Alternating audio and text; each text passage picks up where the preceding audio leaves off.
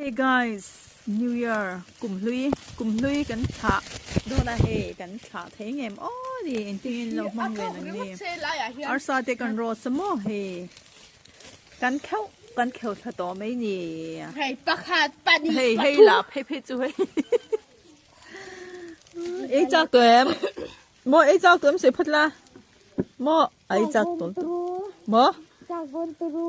chắc bon tru đi chú heyกันโรสคาดเวเซียมอแต่งงาน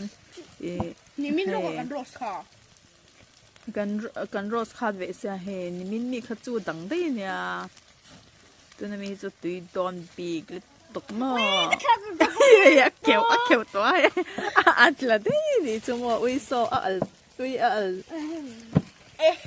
ไม่ใช่ผ่านไม่เขียวเว้真係成天in路碰về cùng lui giàn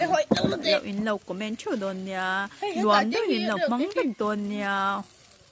bà u cần đâm chặt choán nặc tu cả tê cái in lệ cho đồn nha